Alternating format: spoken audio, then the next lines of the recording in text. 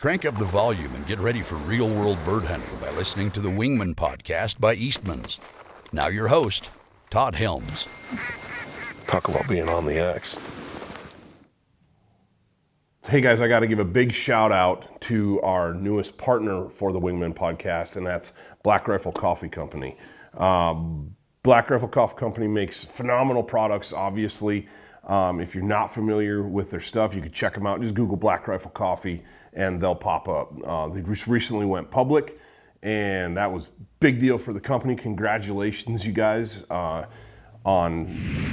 that move and what that's going to allow the company to do in the future. I want to take a couple minutes and talk about some of the products that I personally use and that I really like from Black Rifle Coffee Company. I don't have it here with me, but they're my favorite blend. I've tried all their different roasts of coffee, which keeping up with that can be almost impossible, but it's fun. Anyway, those guys are super creative, they come up with great names, and it's hard to keep up with, but it's fun at the same time. But my favorite one that I have tried and that I drink on a daily basis, that's if you come into my office or I'm on a hunt and you open my thermos, it's going to be their JB blend or their Just Black. I'm an old school black coffee guy. That's how I roll. It's how I've learned how to drink coffee, and that's just how I am. I don't dislike cream, sugar, or some of the other stuff, but man, as my daily, give me just a black cup of coffee. And that Just Black from Black Rifle Coffee Company that's my favorite roast that they have. My house, that's what you're going to get. You come over and have breakfast or have a cup of coffee at some time, that's what you're going to get served. You crack my thermos in the duck blind or goose blind or on a pheasant hunt, that's what's going to be in it. So it's got a really good flavor. It's got just enough body for me where it's, I'm not going to get into all the nuances of coffee roasting because honestly, I don't know all that much about it. I just know what I like. And for me, that JB roast is, man, I really like that one. So check that out any place you can get Black Rifle coffee. If you haven't tried the JB, take it from me. That Just Black roast is awfully good, and I like it a lot. But a couple other products that I use a lot of, they're always on hunts with us, whether it's the waterfowl or the upland hunts from Wingmen, or the turkey hunts from Wingmen, or the big game hunts for Eastman's. You'll see these two products in my bag or in my kit all the time. Their ready-to-drink coffees are phenomenal from Black Rifle. The Espresso 300 in the rich mocha flavor is my favorite. That one is, man, you throw a couple of those in a cooler and you say you don't have time to make coffee in the morning, you grab one of those, slam that before you get going. That's 300 milligrams of freedom fuel, as these guys called it. You know, Black Rifle, obviously a veteran-owned company, and very proud to be partnered with them. And I like their marketing. I like their slogans. It's catchy. And I like the fact that I'm supporting veterans when I choose products like the Espresso 300 Triple Shot. It's a good one. If you haven't checked it out, check it out. They make a vanilla as well in this. I guess a vanilla caramel or a caramel vanilla. That one's good too, but I like the rich mocha. That's kind of how I roll. But I always try to make sure I got a couple of those in the cooler, iced down, ready to go. If not, I can break one out warm, throw it on ice. They're good either way, but that is a quick kick in the pants when I need a boost of energy and don't have time to brew a pot of coffee or brew a cup of coffee or do a pour over or whatever. Another great option for when I do have time to boil water or I want to throw some in a backpack and I have a backpacking stove, whether that, again, is on a turkey hunt or a big game hunt or a waterfowl hunt, are the coffee bags. Black Rifle took the time to research a way to make a coffee bag like a tea bag. It boils down to the material, because if you use too porous of material, you get grounds in your coffee, right? If you use too tight of a material, it doesn't seep. So they did a bunch of research, and you are using a material in these coffee bag or these coffee pouches, or I guess they're called coffee bags, that it's just like a tea bag, square, And all I do with it, guys, is I boil some water, put it in my Yeti, and like a Rambler bottle, throw one of those in there, and I take off. It's that way it's ready for my morning coffee break, whether it's in a duck blind, whether it's in turkey woods, on an elk hunt, a deer hunt, whatever the situation might be, it's not slowing me down. Coffee bags are good to go. I know a lot of guys in the office really like the instant pouches, and they're good. Definitely for instant coffee, they're the best I've had. I just really prefer the bags. I like the flavor it gives me better, and it's super easy, honestly. You can put a couple of those in your backpack or in your hunting blind bag or whatever it is. As long as you have a way to get hot water, you got coffee. So those are the 3 products that I really like from Black Rifle. Honestly, they make so much stuff. It'd be hard to talk about it all in an introduction here. But if you haven't checked out Black Rifle Coffee Company yet, you need to. Great veteran-owned American company, and I couldn't be happier to have those guys partnered with Wingmen.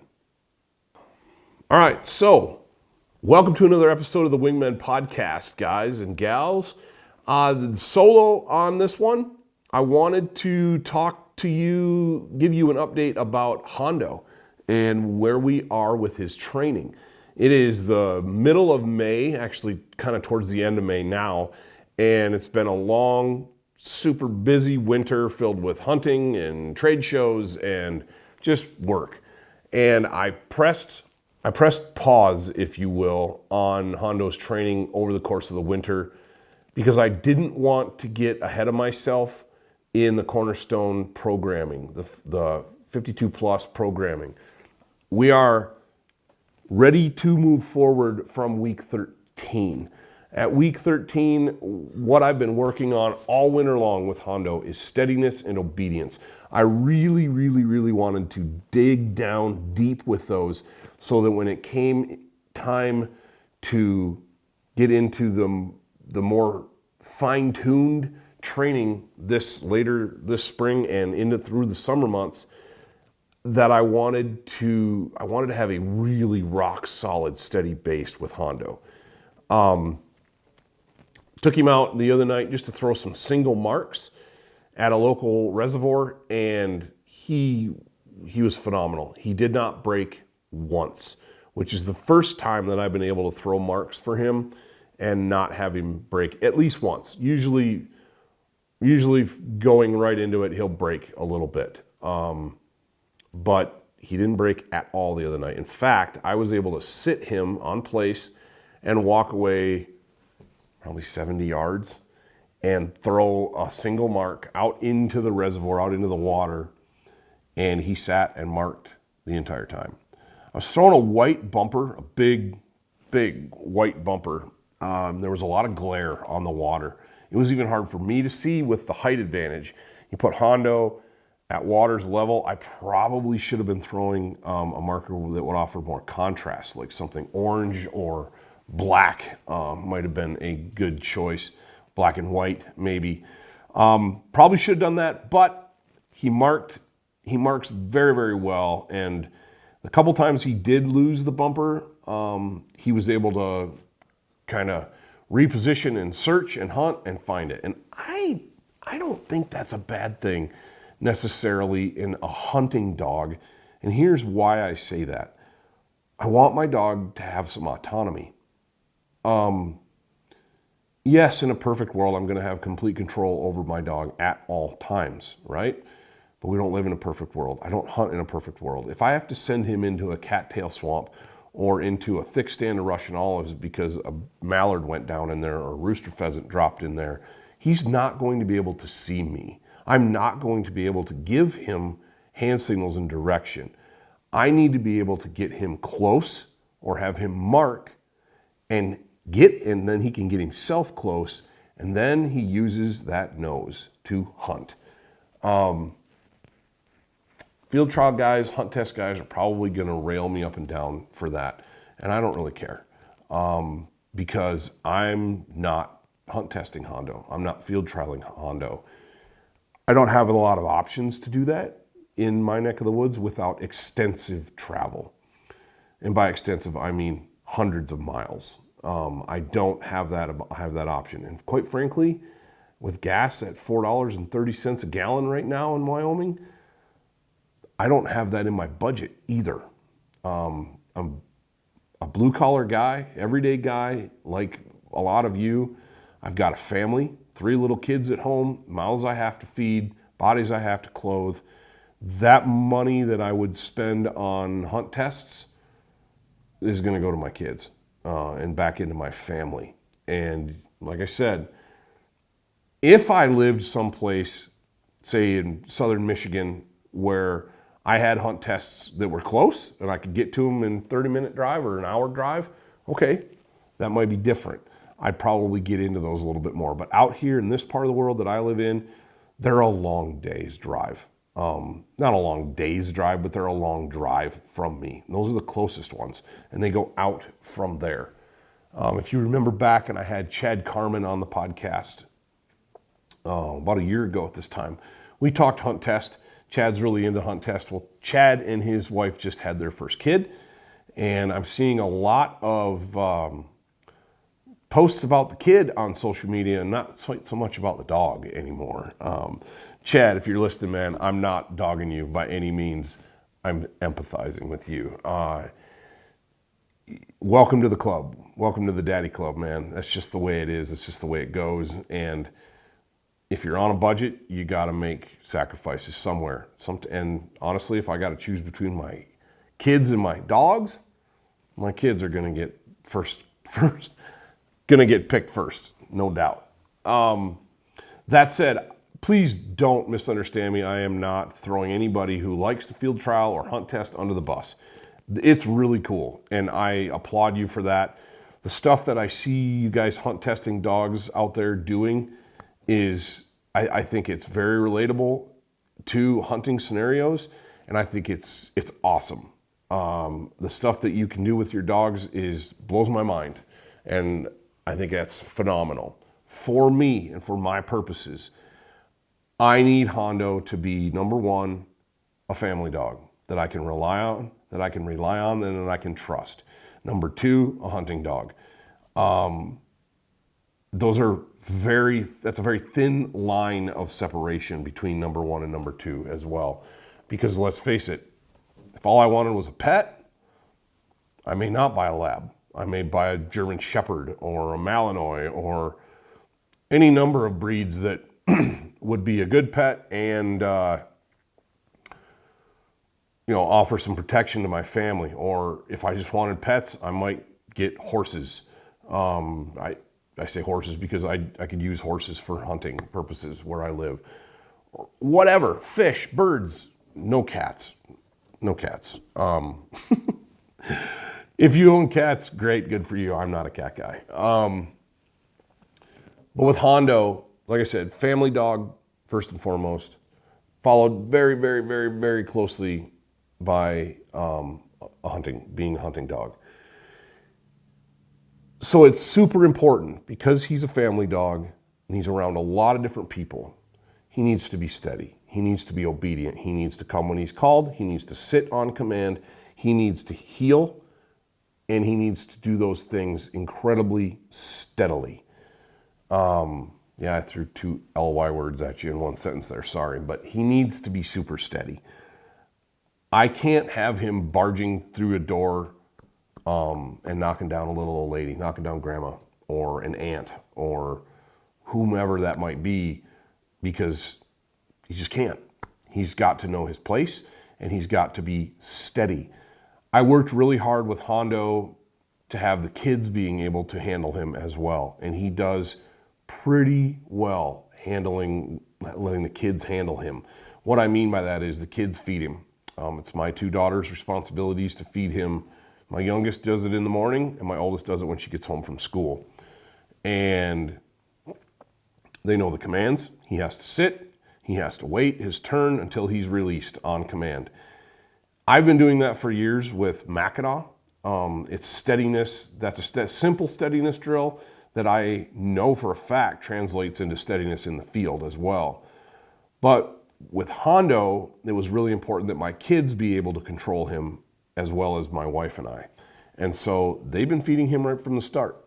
If you're not getting your family involved in your dog training, you're missing out because it's fun. Whether that be throwing bumpers or running and hiding things or simple obedience.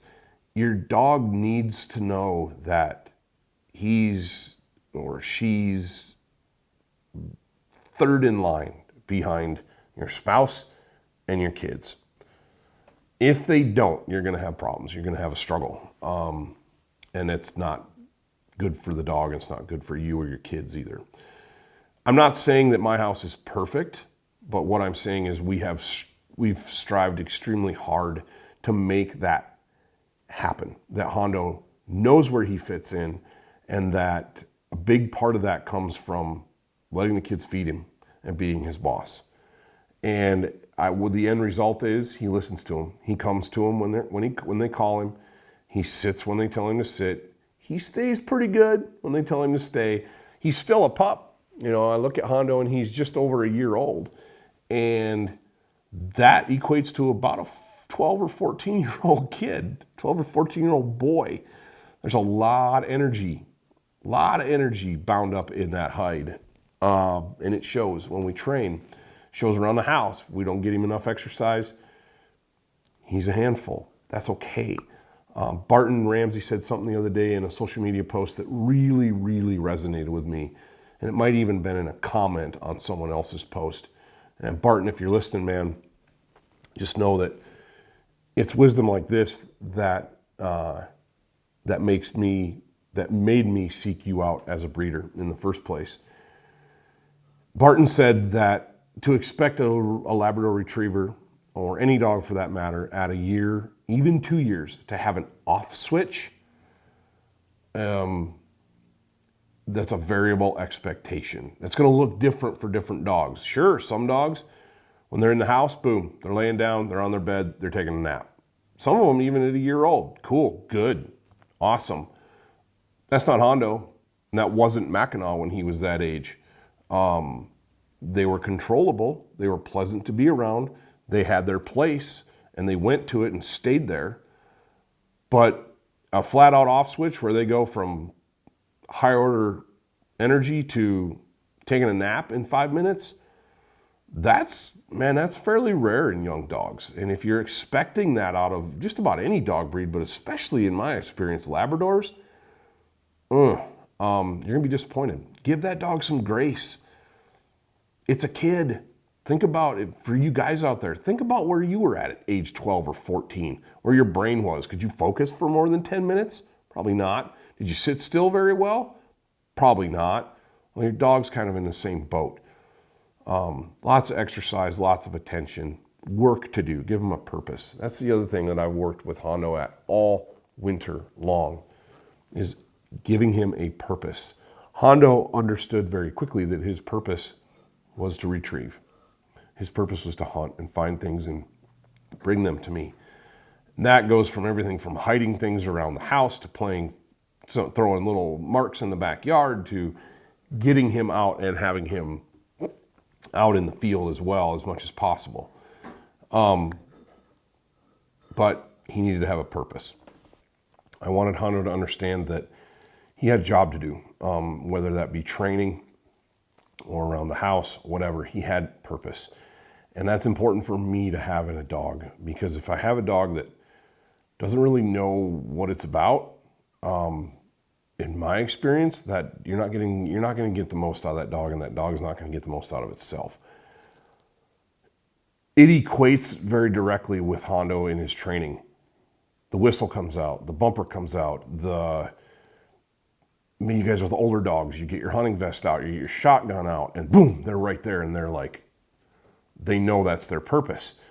I started to do that with Hondo. He hasn't figured out birds yet, because we didn't have him on a lot of birds, but he knows what training is all about. He knows if I point to his bed, for example, boom, he knows that's his purpose, that's his place, he's on it. Little things like that. And it started small go back to those initial weeks with CGA 52 Plus, with Cornerstone Academy's 52 Plus program. I'm still using the program. Like I said, I just pressed pause for a while this winter and really drilled down deep in about week 13.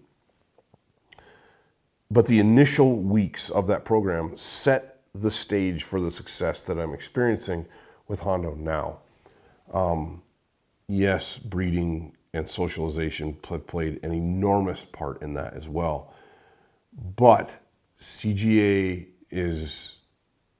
there's things about that programming that I didn't expect, I didn't see coming, and ways that I have done things in the past that have been improved upon with CGA, with 52 Plus, and I couldn't be happier so far with my results. So getting back to week 13, I pressed pause right about the time we were extending place, extending sit, and sitting at a distance. In other words, Hondo's out away from me, he's doing his own thing, I make sure he's not completely distracted, and then beep, I give him a sit command. He needs to respond immediately. That butt needs to hit the dirt right now. We started close, and if you're not using CGA, I'm not going to give out any trade secrets, but we started close, so he was only a few feet away from me, and we kept increasing that distance everywhere, right down to the point where I've gotten now to where I'll recall him, and halfway through the recall, beep, sit, and I'll make him sit and stay. Obviously reinforcing that with treats, with love and praise, and he's responded very, very well to it. So much so to the point the other night I wanted to try something. I hit a bumper in some bulrushes and some cattails, real thick. He couldn't see it. It was a blind retrieve. I lined him up, not very far away, 20, 30 yards. Lined him up, gave him my line, Hondo, and sent him. He took a really nice line, but we'd been throwing watermarks, so he kept looking in the water. And so I hit him with the sit command. Beep! And he kind of perked up, but he didn't pay much attention. So I said, Hondo. And he looked at me, beep! And he sat. He sat in the water. He was in about that much water. He sat down and looked at me, and I went, Hondo, and sent him over. And we haven't really done a lot of hand signals, but I'll get to how I've conditioned that. And sure enough, he went exactly where I needed him to go. Now, I'm not going to lie to you. He didn't go in perfectly and find the bird and find the bumper and bring it right back. He hunted for that bumper for probably 5 minutes before he found it. It was good. It was good because he's hunting, and I kept, every time he'd get too far away, I kept nudging him back in and easing him back in to where I wanted him to be with the sit command and a hand signal. Now, he doesn't know hand signals super well. We haven't worked on that yet. We haven't gotten that far in the CGA curriculum. But what I've started with him is every time I want him to go someplace, I point to it. And it's something that, again, back to Barton Ramsey, talking about heel, I've always patted my leg when I wanted my dogs to heel. Always. And it's something that I guess I did unconsciously, but now I do it on purpose. I started with Josie. You guys have heard me talk about Josie. That was the first dog that I really trained on my own. And I had Josie heel on the right, and I'd pat my right leg. Heel, and she'd heel. So it was like, okay, it was just became a habit. Did the same thing with Mackinac. Heel, right side. Probably should have had those dogs heel on the left, but I had them heel on the right. So I'm heeling Hondo to the left side, and I'm constantly, right from the get-go, Hondo, heel, and 3 pats usually, and it's the same as 3 whistles, which was the recall command. There's a lot of conditioning that goes into that. Because I'm doing that with my hand, I'm setting him up to pay attention to my hands. And so when I want him to eat, right from day one, Hondo, or eat, and I would point where I wanted him to go. You know, if he's on my left and the food dish is here, Hondo, and I would point with my hand. I can't tell you to a certainty that it has set him up to pay attention to direction, but I know with Mackinac that with that simple, constantly using my hands to direct the dog where I want him to be, made getting Mackinac lined in a direction, he picked it up really quickly. Hondo's showing me the same things. Now, like I said, we haven't delved deeply into lining and into like field work. Just been doing little bits here and there kind of on my own, trying not to establish any bad habits because it's time to drill down deep now that we have the obedience stuff. But those are some bits and pieces, like I said, pointing the dog in the direction I want it to go, pointing at its food bowl, pointing at place, patting for heel. I feel like those things have gotten my dogs used to me using my hands. And to the point where when I make a correction, the other night Hondo took it. May have been coincidence, but he did it a couple times where it was Hondo, sit, over, or Hondo, and man, he did it. So something that I've noticed. I've been really pleased with Hondo's ability to find place and to place from a distance. He picked that up really quickly, and that's something I've been stretching out, and also stretching out time on place to the other night where I threw a bumper and he sat on place for a minute and a half, 2 minutes. Now I was in a reservoir, so the bumper's just floating out there. You could do it on land. In the river, and you guys see how we hunt, most of our duck hunting is done on moving water. So you can't hold a dog real long. Having the ability to hold a dog or having that dog that's steady on the river is more important for keeping the dog out of danger and having control of the dog than it is like a cool obedience or a cool steadiness to shot thing. It's a safety issue. I mean, one, yes, you want your dog steady to shot, but there's so many obstacles in our rivers out here where you get sweepers or trees in the water or boulders or whatever that I don't want my dog. Maybe I want that bird to float through that into safer water before I send my dog in. If I've got a dog that I can't control, they're just gonna go. And I've seen that end in disaster more than once. Dogs get swept under log jams or get pounded into a boulder or get sucked into some rapids. It doesn't ever turn out. So it's just as dangerous as having an unsteady dog in the field where you got guys shooting. They might shoot your dog. That happens on the river too. But more than anything, I want my dog to go when I want it to go. And I'll be real honest with you, my first lab was not steady at all. And I had to adjust the way I hunted because of that. And I didn't know any better, to be real honest. Josie was an incredible retriever. Fetch anything and did some amazing things. Found birds that my family and friends and I thought were lost. We recovered birds thanks to her that we would have never been able to recover otherwise. She did some amazing things in the short time I had her. But she had such high drive, and I didn't know what I was doing, that she wasn't steady. Mackinac has become steady as he's gotten older. When there's another high drive dog in the mix, Mac has a tendency to break still. But as he's matured and gotten older and we've continued to train steadiness, continued to beat on steadiness, now he's pretty much at the point where he won't break unless I tell him to.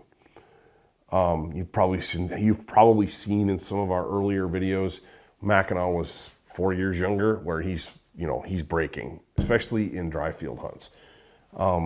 We've kept working on that because I know it's not safe and it's not what you want your dog doing. And honestly, it's embarrassing for me to look back at those videos.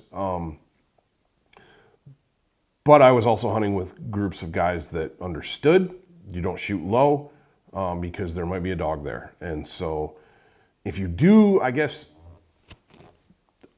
rabbit trail on steadiness, if you're hunting with a dog that's not steady, or if you're hunting with a dog you don't know, maybe ask, hey, is your dog steady? Or is your dog gonna go when we shoot? Having that expectation so you know. Now, I doubt any of you are willing to like shoot low anyway.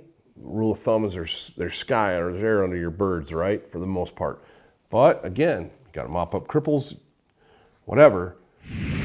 Knowing what that dog is most likely gonna be doing, being aware of that dog at all times, is just basic gun safety. And I've been fortunate that I've never even had a close call with any of my dogs. Not hopefully, I am going to get Hondo much steadier than even Mackinac is right now. That is my goal. I did not hunt him last year because I didn't want to ruin him. I didn't want to get him in a situation where there's lots of birds and there's chaos and everything, there's birds falling and where everybody's yelling and hooting and hollering and retrieving birds, and pretty soon birds come in and he's standing in the decoys waiting for them, fair catching ducks. Now that's bad deal. I don't want that. Didn't want that. And so I held him back for a year. I'm really stoked for October and November when our season starts out here, because I'm really excited to see how he's going to perform. He's got a huge motor. Barton, I don't know what Cedar's like. I've never met him. That's Hondo's dad. But apparently he's like maybe a tick down from like Red. He's a little bit more manageable. But I tell you what, if Cedar and Hondo have the same motor, Cedar's got a big motor too, because Hondo's the fastest lab that I've ever been around, and just constantly wants to go, constantly wants to work, constantly wants to please, and doesn't let anything get in his way. It's super cool. But that goes back into, I recognized that about him at week 13. I recognized it much sooner than that. And I was like, you know what? Instead of doing half-hearted training, because it's winter in Wyoming, the conditions are cold, it's hard to get outdoors because of short days and all kinds of demands on my time, I'm going to drill down deep into steadiness and into obedience. So this dog is dialed when it comes to obedience, and I'm not going to have to worry about him. So when it comes to hand signals and picking up multiple marks and doing blinds and handling in the field and more advanced work, he has the basics down. It's no different than teaching your kid to shoot free throws or dribble a basketball or dribble a soccer ball or swing a golf club. Fundamentally correct. You can't practice the fundamentals enough. That's no different than with dogs than it is with kids. If you want to be good at something, you have to master the fundamentals. Then you can move on, and there's room for creativity and individualism. We're not there yet with Hondo, but we're going to get there. And I'm really excited to get there. I'm really excited to bring you guys hunts featuring him in the coming months, just because you're gonna see some raw stuff. What we do is pretty organic, pretty raw, pretty unfiltered, and we edit video, but what you see is what you get most of the time with us. And if our dogs aren't perfect, hey man, it's because we aren't perfect. And I think a lot of folks out there are like that. A lot of people are working 40 plus hours a week and don't have as much time to put into their dogs as they would like. Don't have the money or the want to get a trainer either. I like to train my own dogs. I make the time. What I mean by making the time, I got 3 little kids and an incredibly devoted and understanding wife at home. My 2 little kids are involved in T-ball and coach pitch. Every 4 nights a week, we're at a game or a practice, and that's okay. What I have to do is I either have to work with Hondo in the mornings, on my lunch break, or after those practices are over and after the kids go to bed. or all three. What I'm getting at is none of those scenarios is perfect. I'd obviously love to work Hondo for a large block of time in the morning. Well, I got to be at work at 7 o'clock in the morning. Doesn't get light till 5:30. I have time, and I often do get up really early, get out and work the dog, work Hondo and Mackinac, especially Hondo, for 15, 20 minutes, whatever I have time for. If I have time at lunch, then I'll work some time in there. If I have 15 or 20 minutes or 30 minutes after the kids go to bed, I'll work it in there. The point is this, you've got to find the time, and you've got to make the time. Carve it out of your schedule, or your dog is not going to turn out the way you want it to turn out. There is zero coincidence that the guys and gals with the best dogs spend the most time with them.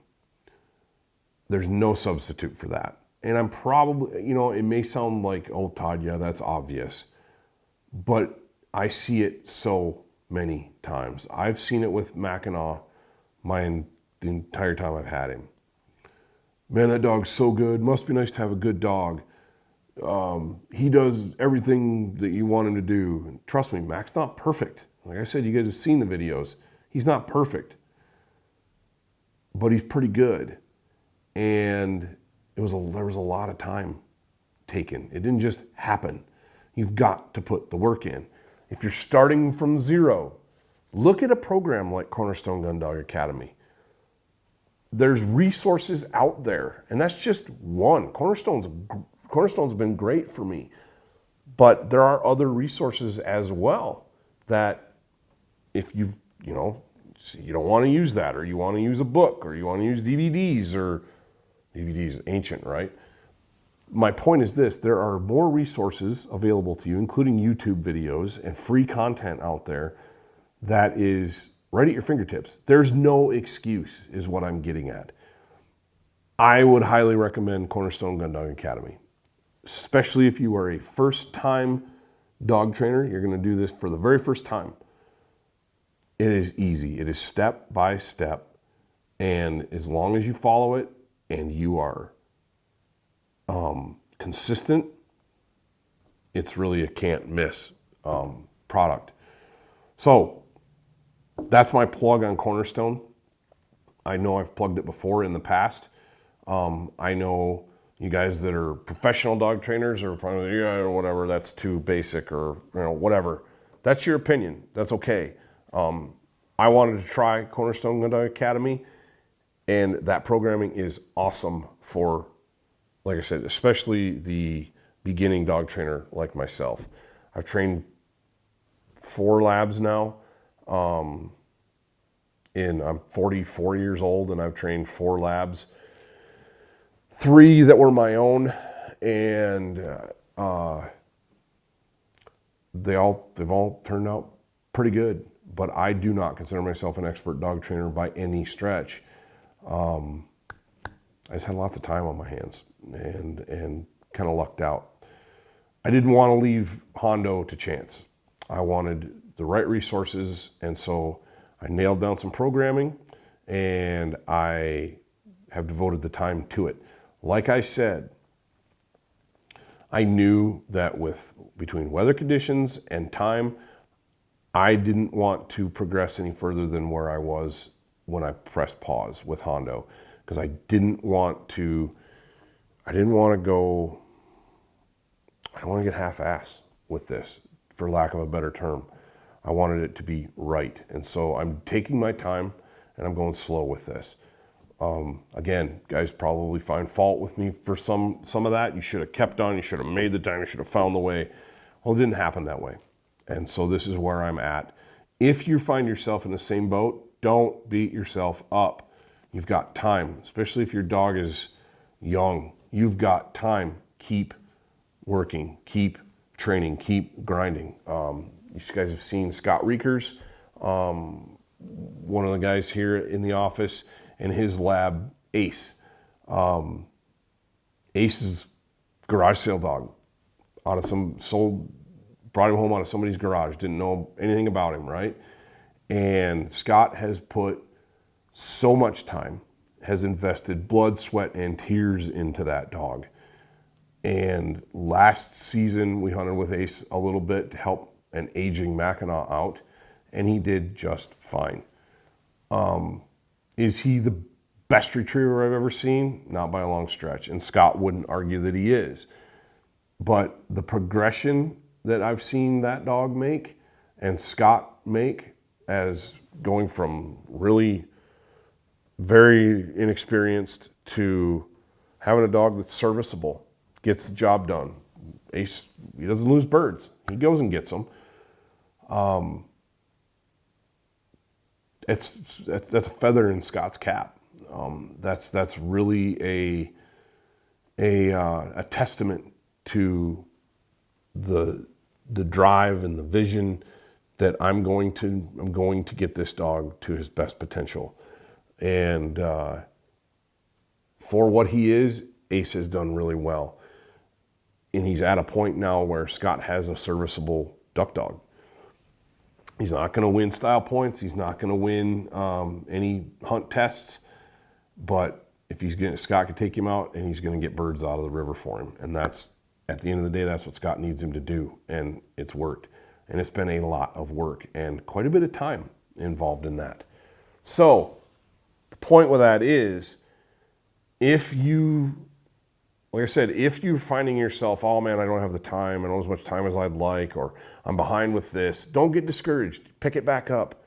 Get your book. Get Cornerstone Academy. Get listen to your podcast. Get your YouTube videos. Get all your training dummies. Get all your tools and get training. It's not too late. Get out and get training. You'll be happy you did when fall comes. So that's my update, and I guess kind of a sermon about not only where I'm at with Hondo, but the philosophy behind it as well.